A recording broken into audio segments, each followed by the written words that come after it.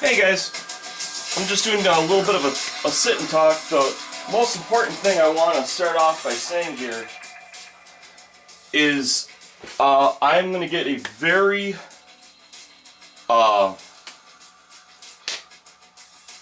honored to get, shall I say, the opportunity to be going down to Badger down in Chicago on Thursday of this week, and I'm going to be talking with the president, Ken, and seeing their facility and showing you, you know, kind of their base of operations, and get a chance to speak with a real leader, a real supportive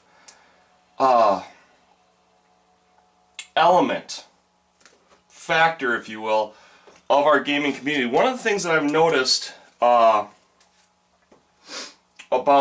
airbrushes is how enthusiastic, how almost like football, like people are towards their football teams. How enthusiastically they support whatever style airbrush that they use. What I want to do is I don't want to come off as a know-it-all or person with vast experience or anything like that. If you follow my channel, you know I don't use an airbrush, but I have admired over the years what people have been able to do with airbrushes. And as you know, I'm friends with Chung, and I finally, you know, after talking with him, I'm jumping in. I picked up the 360. I've physically got it here. I've physically got a 2-gallon air compressor, and I'm going to go down and I'm going to get the hose when I go down to see Ken. But what I want is, since I'm not a knowledgeable person, and you know, since I love the community, I want to serve the community, I want you guys to put in the comment section of this video what questions you have for Ken. And like I said, I realize there's a rivalry between Badger and Iwata, and you know, I respect both groups of people. I'm sure both people have very strong reasons for why they prefer what they prefer. What I don't want to see happen is, you know, in the comment section, is this just to become an open war between groups of people. If you're of a different, if you're, you know, you prefer something different, but you still have questions, you know, throw them in there, because tools are always growing and getting better, and we as the users of those tools have a lot to say in what direction those changes go in. And if there's something you want to see, a certain functionality added to it, or maybe there's a certain element that you think might be, you know, make it work better, go ahead and throw that in. But basically, what I'd like to do is I'd like to go there, see the facility, show it to you guys, and hopefully get a chance for a little Q&A and get some insight, you know, from someone who's literally a leader in that that genre, that capacity. So, you know, throw your comments, throw your questions down in the comment section, and the ones that get the most thumbs up, I'll ask those to Ken, and you can hear it straight from the horse's mouth. If you're not familiar, there's a lot of channels out there that that use Badger, and they've got some really stunning examples of their work. Most notably is Awesome Paint Job, Les. He uses Badger. There's also, pardon me, I'm drawing a beadline here. Also Chung, but I know there's a lot of others. I was very fortunate to meet Ichiban Painting. Flew in all the way from frickin' Japan. I've got a bunch of footage from him from Gen Con. He's a very talented individual. So there's a lot of people out there with a lot of talent that utilize it. So if you're not familiar and you're like me, and you want to figure out what all the buzz is about, go check out these channels, see what they have to offer, and like I said, once I get my airbrush up and running, I'm going to try and give you guys kind of a beginner's basic look at what you can get this tool to do. Now, if I'm not mistaken,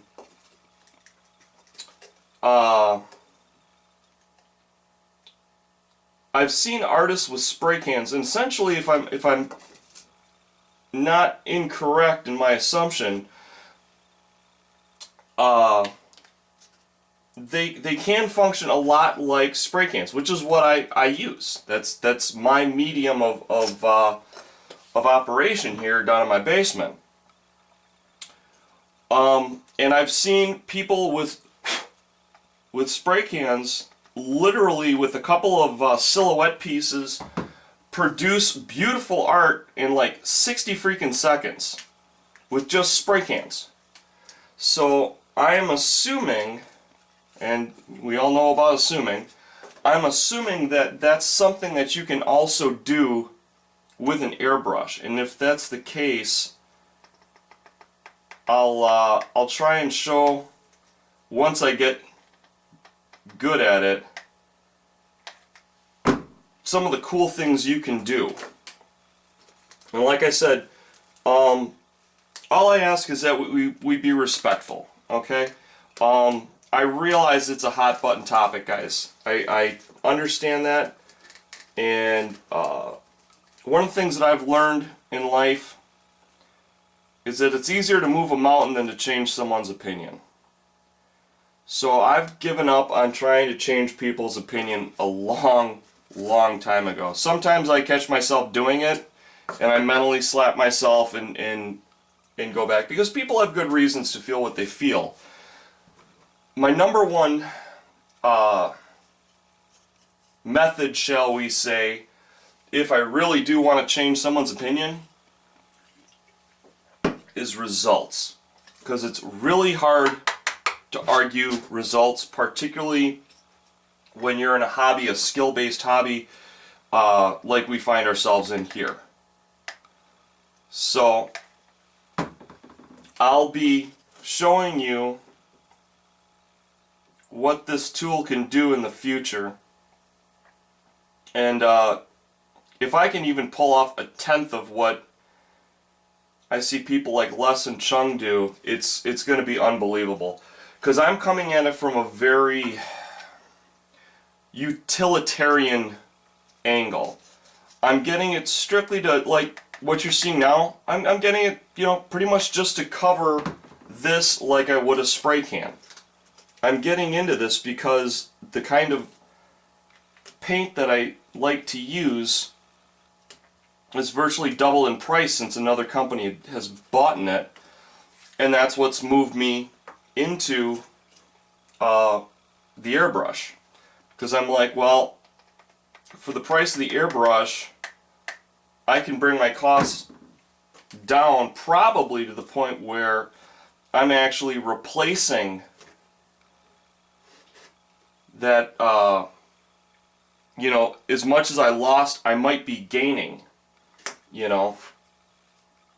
And if I get as good as I hope to get, I want to start showing you how to paint figures myself. Certainly not to the level of these big name artists out here, but if there's a way, like I said, I have got so many figures, guys, it's a crime. But if I can show you a way to cut even a little bit of time off what you're doing and make it more enjoyable, you know, that's part of the reason I'm here. I can tell you right now, there's been many a night I've gone to bed with a sore shoulder, say that 3 times fast, due to dry brushing. And I think there's some really good techniques that airbrushing brings to the table that can save a bit of wear and tear on an old guy's shoulder like myself. One of them I've seen from Les, it's a technique that he uses a lot, is the downward directional usage.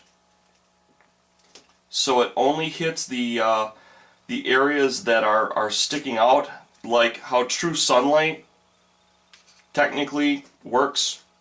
You know, that's you know, I'm not sure who said it, but it's a well-known saying that what artists do is to try and replicate nature. And I would agree with that 110%. And